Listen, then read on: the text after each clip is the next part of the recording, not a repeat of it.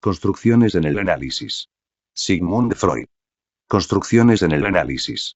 Siempre me ha parecido que hablaban muy en favor de cierto científico muy conocido que tratara con justicia el psicoanálisis en una época en que la mayor parte de la gente no se sentía obligada a ello. Sin embargo, en una ocasión expresó una opinión sobre la técnica analítica que era peyorativa e injusta. Dijo que al proporcionar interpretaciones a un paciente lo tratamos según el famoso principio de Eatswin, Tails-Lose. Es decir, si el paciente está de acuerdo con nosotros, la interpretación es acertada. Si nos contradice, es un signo de su resistencia, lo cual demuestra también que estamos en lo cierto. De este modo siempre tenemos razón frente al pobre diablo inerme al que estamos analizando, independientemente de lo que responda a lo que le presentamos. Ahora bien, como en realidad es cierto que uno de nuestros pacientes no es en general bastante para hacernos abandonar una interpretación como incorrecta, tal revelación sobre la naturaleza de nuestra técnica ha sido muy bien recibida por los enemigos del psicoanálisis. Por tanto, merece la pena que demos una noción detallada de cómo acostumbramos a llegar a la aceptación del sí o del no de nuestros pacientes durante el tratamiento psicoanalítico, de la expresión de su aceptación o de la negativa. El psicoanalista práctico nada aprenderá, naturalmente, en el curso de esta apología que no sepa ya. Es cosa sabida que el trabajo analítico aspira a inducir al paciente a que abandone sus represiones, usando la palabra en su sentido más amplio, que pertenecen a la primera época de su evolución, y a reemplazarlas por reacciones de una clase que corresponderían a un estado de madurez psíquica. Con este propósito a la vista debe llegar a recoger ciertas experiencias y los impulsos afectivos concitados por ellas que en ese momento ha olvidado. Sabemos que sus actuales síntomas e inhibiciones son consecuencia de represiones de esta clase. Es decir, que son sustitutos de las cosas que ha olvidado. ¿Qué clase de material pone a nuestra disposición del cual podemos hacer uso para ponerle en el camino de recobrar los perdidos recuerdos? Toda clase de cosas. Nos da fragmentos de esos recuerdos en sus ensueños de gran valor por sí mismos, pero grandemente desfigurados, por lo común, por todos los factores que intervienen en la formulación de los ensueños. También, si se entrega a la asociación libre, produce ideas, en las que podemos descubrir alusiones a las experiencias reprimidas y derivativos de los impulsos afectivos suprimidos, lo mismo que de las reacciones contra ellos.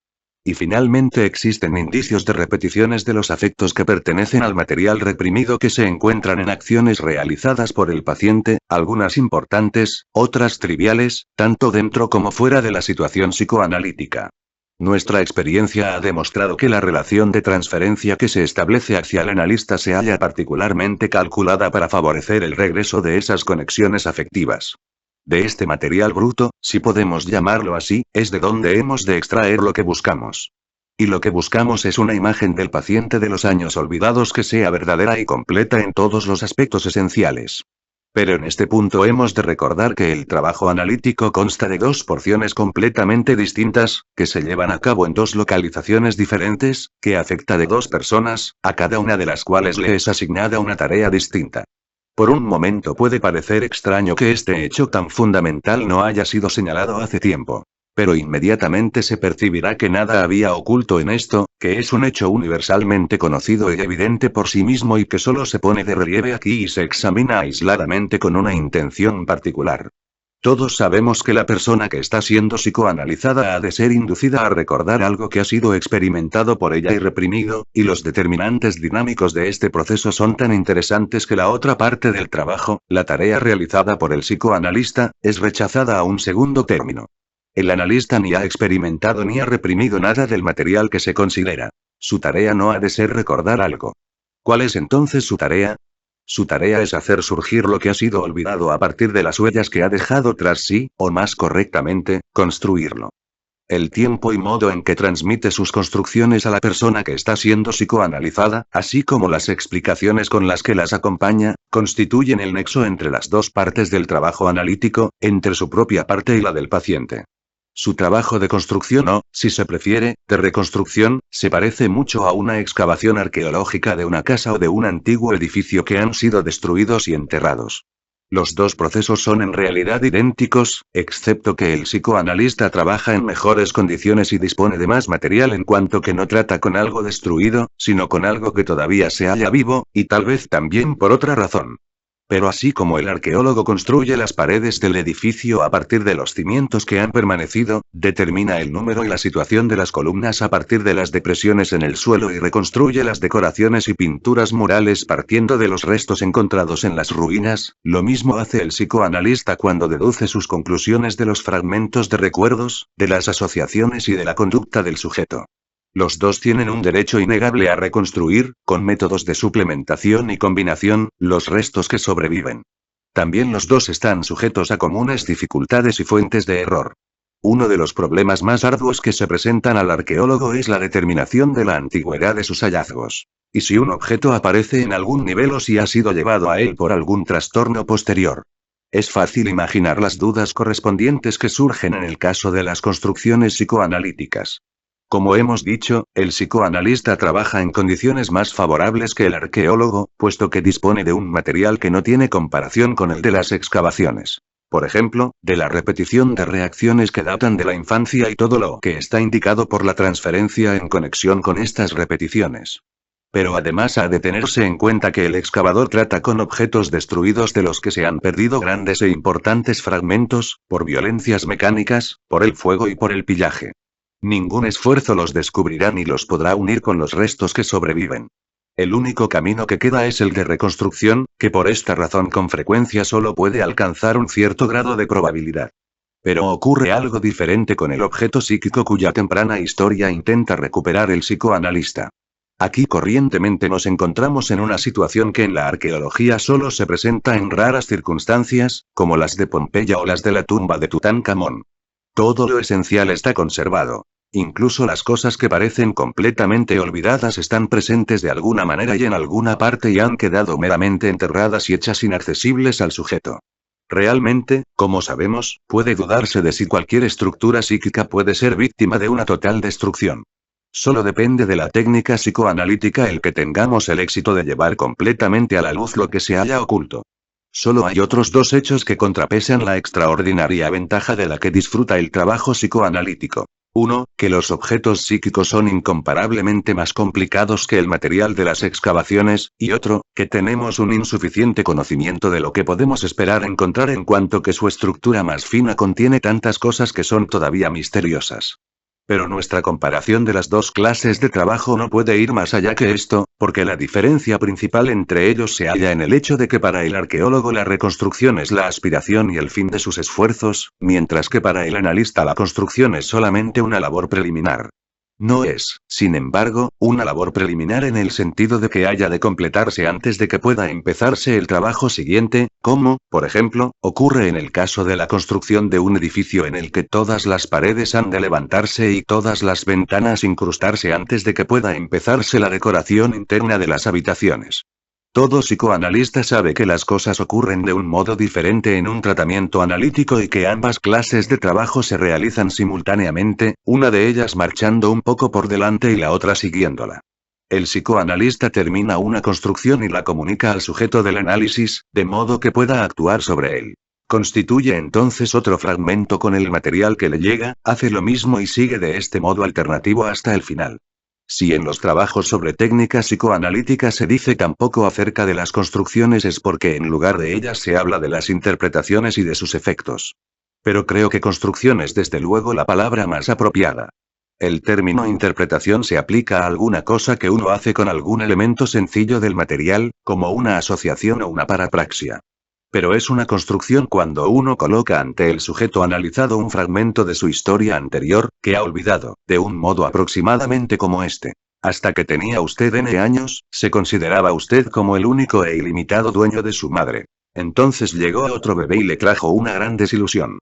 Su madre le abandonó por algún tiempo, y aun cuando reapareció, nunca se hallaba entregada exclusivamente a usted. Sus sentimientos hacia su madre se hicieron ambivalentes, su padre logró una nueva importancia para usted, etc. En el presente artículo nuestra atención se dirigirá exclusivamente a este trabajo preliminar realizado por las construcciones. Y aquí, ya al comienzo, se presenta la cuestión de qué garantías tenemos de que mientras trabajamos en ellas no cometemos errores y ponemos en peligro el éxito del tratamiento presentando alguna construcción que sea incorrecta. Parece que en esta cuestión no se puede dar en todos los casos una respuesta con validez general. Pero aún antes de discutirla podemos prestar oídos a alguna información confortadora que se deriva de la experiencia psicoanalítica. Porque aprenderemos que no se produce un perjuicio porque alguna vez nos equivoquemos y demos al paciente una construcción errónea de la probable verdad histórica. Naturalmente, constituye una pérdida de tiempo, y el que no haga otra cosa sino presentar al paciente falsas combinaciones no creará muy buena impresión en él ni irá muy lejos en su tratamiento. Pero un pequeño error de esta clase no causará ningún perjuicio. Lo que en realidad ocurre en tales casos es más bien que el paciente permanece inconmovible por lo que se le ha dicho y no reacciona ni con un sí ni con un no. Esto posiblemente solo significa que su reacción queda pospuesta. Pero si no resulta nada más podemos concluir que hemos cometido un error y debemos admitirlo así ante el paciente en alguna ocasión favorable para no poner en peligro nuestra autoridad. Esta oportunidad se presentará cuando llegue a la luz nuevo material que nos permita hacer una construcción mejor y corregir así nuestro error. De este modo la construcción errónea desaparece como si nunca se hubiera hecho, y en realidad tenemos muchas veces la impresión de que, tomando prestadas las palabras de Polonio, nuestra falsedad hubiera sido vituperada por la verdad. Ciertamente se ha exagerado mucho el peligro de que extraviemos a nuestro paciente sugestionándole para persuadirle de que acepte cosas que nosotros creemos que son, pero que él piensa que no. Un analista tendría que haberse comportado muy mal para que este infortunio le ocurriera. Sobre todo habría de acusarse de no haber permitido al paciente decir su opinión. Puedo asegurar sin fanfarronería que este abuso de sugestión nunca ha ocurrido en mi práctica. De lo que hemos dicho se sigue que no nos sentimos inclinados a ignorar las indicaciones que pueden inferirse de la reacción del paciente cuando le hemos ofrecido una de nuestras construcciones. Esto debe ser explicado detalladamente. Es verdad que no aceptamos el no de una persona en tratamiento por su valor aparente, pero tampoco damos paso libre a su sí. No existe justificación para acusarnos de que invariablemente tendamos a retorcer sus observaciones para transformarlas en una confirmación. En realidad las cosas no son tan sencillas ni nos permitimos hacer tan fácil para nosotros el llegar a una conclusión. Un simple sí de un paciente no deja de ser ambiguo. En realidad puede significar que reconoce lo justo de la construcción que le ha sido presentada. Pero también puede carecer de significado o incluso merece ser descrito como hipócrita, puesto que puede ser conveniente para su resistencia a hacer uso en sus circunstancias de un asentimiento para prolongar el ocultamiento de la verdad que no ha sido descubierta. El sí no tiene valor, a menos que sea seguido por confirmaciones indirectas, a menos que el paciente inmediatamente después de su sí produzca nuevos recuerdos que completen y amplíen la construcción. Solamente en tal caso consideramos que el sí se ha referido plenamente al sujeto que se discute. Un no de una persona en tratamiento analítico es tan ambiguo como un sí y aún es de menos valor. En algunos casos raros se ve que es la expresión de un legítimo disentimiento. Mucho más frecuentemente expresa una resistencia que ha podido ser evocada en el sujeto por la construcción presentada, pero que también puede proceder de algún otro factor de la compleja situación analítica. Así, el no de un paciente no constituye una evidencia de la corrección de una construcción, aunque es perfectamente compatible con ella. Como todas estas construcciones son incompletas y cubren solamente pequeños fragmentos de los sucesos olvidados, podemos suponer que el paciente no niega en realidad lo que se le ha dicho, sino que basa su contradicción en la parte que todavía no ha sido descubierta. Por lo regular no dará su asentimiento hasta que sepa la entera verdad, la cual con frecuencia es muy extensa. De modo que la única interpretación segura de su no es que apunta a la incompletud. No hay duda de que la construcción no le ha dicho todo.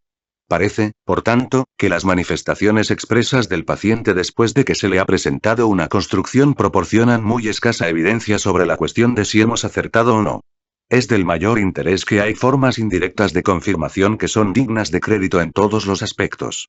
Una de ellas es la forma de expresión utilizada, como por acuerdo general, con muy pocas variaciones, por las más diferentes personas. Yo no pensé nunca o no debería haber pensado esto o en esto. Lo que puede ser traducido sin vacilaciones por sí, tiene usted razón, acerca de mi inconsciente. Por desgracia, esta fórmula, que es también recibida por el analista, llega a sus oídos con más frecuencia después de las simples interpretaciones que tras haber producido una construcción amplia. Una confirmación igualmente valiosa está implicada, expresada esta vez positivamente, cuando el paciente contesta con una asociación que contiene algo similar o análogo al contenido de la construcción. En lugar de tomar un ejemplo de esto de un análisis, lo cual sería fácil encontrar, pero llevaría mucho tiempo descubrir, prefiero dar cuenta de una pequeña experiencia extraanalítica que presenta tan claramente una situación similar que produce un efecto casi cómico. Concernía a uno de mis colegas, el cual, hace ya tiempo, me había elegido como médico consultor en su práctica médica. Un día me trajo a su joven esposa, que le estaba causando cierta preocupación. Con toda clase de pretextos rehusaba tener relaciones sexuales con él, y lo que él esperaba de mí era evidentemente que yo presentara ante ella las consecuencias de su extraña conducta. Entré en la materia y le expliqué que su negativa probablemente tendría desgraciados efectos sobre la salud de su marido o le expondría a tentaciones que le llevarían a una ruptura de su matrimonio. En este punto él me interrumpió súbitamente con la observación. El inglés que usted diagnosticó de un tumor cerebral ha muerto también. De momento la observación parecía incomprensible. El también de su frase era un misterio porque no habíamos hablado de nadie que hubiera muerto. Pero poco tiempo después lo comprendí. El hombre evidentemente quería confirmar lo que yo había estado diciendo. Quería decir, sí, ciertamente, tiene usted toda la razón. Su diagnóstico se confirmó también en el caso del otro paciente. Era un paralelo exacto de las confirmaciones indirectas que obtenemos en el psicoanálisis con las asociaciones. No negaré que también existían otros pensamientos por parte de mi colega que, en buena parte, participaban en la determinación de la observación. Una confirmación indirecta por las asociaciones que se ajustan al contenido de una construcción, que nos dan un también igual que el de mi historia, proporciona una base para juzgar si la construcción va a ser confirmada en el curso del análisis. Es particularmente notable que por medio de una parapraxia una confirmación de esta clase se insinúa en una negación. He publicado en otro lugar un bonito ejemplo de esto. El nombre Jauner corriente en Viena, aparecía repetidamente en un ensueño de mi paciente, sin que en sus asociaciones apareciera una explicación suficiente. Finalmente adelanté la interpretación de que cuando decía Jauner probablemente quería decir Gauner estafador, a lo que enseguida replicó. Esto me parece demasiado Gewat en lugar de Gewat, arriesgado.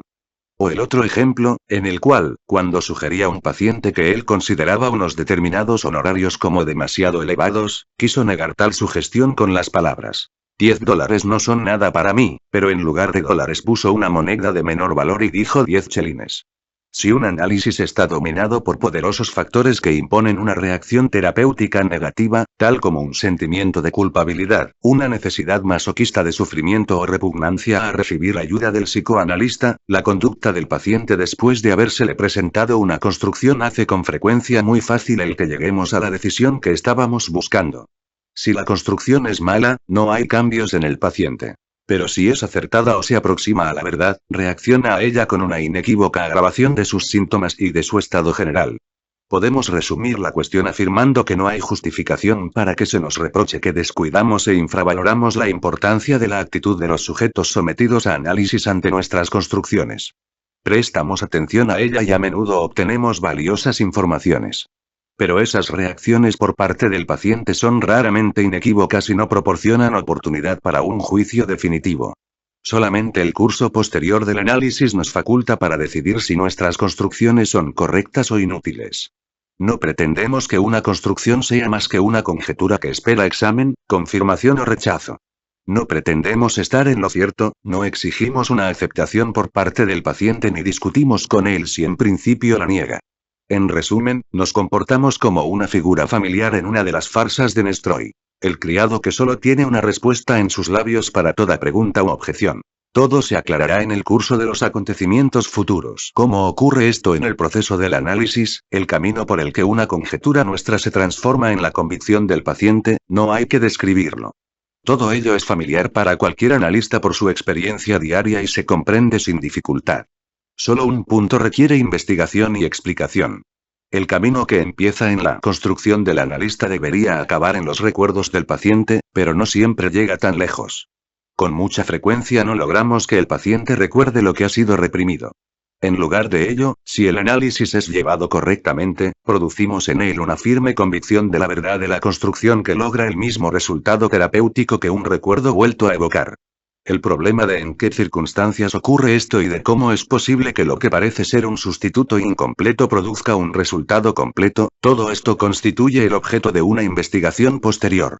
Concluiré este breve artículo con unas cuantas observaciones que abren una perspectiva más amplia.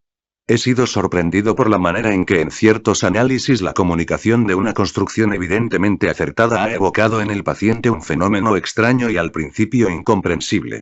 Se les han provocado vivos recuerdos, que ellos mismos han calificado como ultraclaros, pero lo que han recordado no ha sido el suceso que constituía el objeto de la construcción, sino detalles relacionados con aquel. Por ejemplo, han recordado con anormal claridad las caras de las personas implicadas en la construcción o la habitación en la que algo parecido podía haber sucedido, o, un paso más adelante, los muebles de dicha habitación, de lo cual la construcción no tenía naturalmente ninguna posibilidad de conocimiento. Esto ha ocurrido, o bien en sueños inmediatamente después de que la construcción había sido presentada, o bien en estado vigil, asemejando fantasías. Estos recuerdos no han llevado por sí mismos a nada más y ha parecido plausible considerarlos como el producto de un compromiso. El surgimiento de lo reprimido puesto en actividad por la presentación de la construcción, ha intentado llevar las huellas mnémicas importantes a la consciencia. Pero una resistencia ha logrado no, en verdad, detener este movimiento, pero sí desplazarlo a objetos adyacentes de importancia menor. Estos recuerdos podrían haber sido descritos como alucinaciones si a su claridad se hubiera añadido una creencia en su presencia actual. La importancia de esta analogía pareció mayor cuando me di cuenta de que a veces se presentaban verdaderas alucinaciones en otros pacientes que ciertamente no eran psicóticos. Mi pensamiento siguió la línea siguiente. Tal vez pueda ser una característica general de las alucinaciones a la que hasta ahora no se le ha concedido atención suficiente que en ellas reaparezca algo experimentado en la infancia y luego olvidado, algo que el niño ha visto u oído en una época en que apenas sabía hablar y que ahora se fragua un camino hasta la consciencia probablemente desfigurado y desplazado por la intervención de fuerzas que se oponen a su retorno. Y en vista de la estrecha relación entre las alucinaciones y ciertas formas de psicosis, nuestro pensamiento puede ser llevado todavía más lejos. Puede ser que las delusiones a las que esas alucinaciones se hayan incorporadas con tanta frecuencia puedan a su vez ser menos independientes del resurgimiento del inconsciente y del retorno de lo reprimido que lo que usualmente pensamos. En el mecanismo de una delusión señalamos como regla solamente dos factores. El apartamiento del mundo real y sus fuerzas motivadoras, por un lado, y la influencia ejercida por el cumplimiento de deseos en el contenido de la delusión, por el otro. Pero no puede ser que el proceso dinámico sea más bien que el alejamiento de la realidad es puesto en marcha por la tendencia al surgimiento de lo reprimido para inculcar su contenido en la consciencia, mientras que la resistencia provocada por este proceso y el impulso al cumplimiento de deseos comparten la responsabilidad de la distorsión y el desplazamiento de lo que es recordado. Este es, después de todo, el mecanismo habitual de los ensueños que la intuición ha comparado con la locura desde tiempo inmemorial. Pienso que este enfoque de las delusiones no es enteramente nuevo, pero pone de relieve, sin embargo, un punto de vista que por lo común no se halla en el primer plano. Su esencia es que no solo hay método en la locura, como el poeta ya percibió, sino también un fragmento de verdad histórica. Y es plausible suponer que la creencia compulsiva que se atribuye a las delusiones deriva su fuerza precisamente de fuentes infantiles de esta clase. Todo lo que puedo aportar hoy día en apoyo de esta teoría son reminiscencias, no impresiones recientes. Probablemente valdría la pena intentar estudiar casos de los trastornos en cuestión sobre la base de las hipótesis que se han presentado aquí y también realizar su tratamiento siguiendo estas directrices. Debería abandonarse el vano esfuerzo de convencer al paciente del error de sus delusiones y de su contradicción con la realidad, y, por el contrario, el reconocimiento de su núcleo de verdad proporcionaría una base común sobre la cual podría desarrollarse el trabajo terapéutico. Este trabajo consistiría en liberar el fragmento de verdad histórica de sus distorsiones y sus relaciones con el presente y hacerlo remontar al momento del pasado al cual pertenece. La transposición de material desde un pasado olvidado al presente o a una expectación futura es realmente una ocurrencia habitual en neuróticos no menos que en psicóticos. Con bastante frecuencia, cuando un neurótico es elevado por un estado de ansiedad a esperar la llegada de un suceso terrible, en realidad se halla bajo el influjo de un recuerdo reprimido, que intenta entrar en la consciencia, pero no puede hacerse consciente, de que alguna cosa que en aquel tiempo era terrorífica ocurrirá realmente. Creo que ganaríamos muchos conocimientos valiosos de un trabajo de esta clase con psicóticos, aunque no llevara a un éxito terapéutico. Ya me doy cuenta que sirve de poco tratar un sujeto tan importante del modo sumario que he utilizado aquí. Pero no por eso he podido resistir la tentación de presentar una analogía. Los delirios de los pacientes se aparecen como los equivalentes de las construcciones que edificamos en el curso de un tratamiento psicoanalítico. Intentos de explicación y de curación, aunque es verdad que en las condiciones de una psicosis no puedan hacer más que sustituir el fragmento de realidad que está siendo negado en el presente por otro fragmento que ya fue rechazado en remoto pasado. Será la tarea de cada investigación individual revelar las conexiones íntimas entre el material del rechazo presente y el de la represión primitiva. Así como nuestra construcción solo es eficaz porque recibe un fragmento de experiencia perdida, los delirios deben su poder de convicción al elemento de verdad histórica que insertan en lugar de la realidad rechazada. Por este camino una proposición que en principio se afirma solo para la histeria se aplicaría también a los delirios. Que los que están sujetos a ellos sufren por sus propias reminiscencias. Con esta breve fórmula intento discutir la complejidad de los orígenes de la enfermedad o excluir la intervención de muchos otros factores. Si consideramos a la humanidad como un todo y la sustituimos al individuo humano aislado, descubrimos que también ella ha desarrollado delusiones que son inaccesibles a la crítica lógica y contradicen la realidad. Si a pesar de esto son capaces de ejercer un extraordinario poder sobre los hombres, la investigación nos lleva a la misma explicación dada en el caso del individuo. Deben su poder al elemento de verdad histórica que han traído desde la represión de lo olvidado y del pasado primigenio. Fin. Construcciones en el análisis. Sigmund Freud.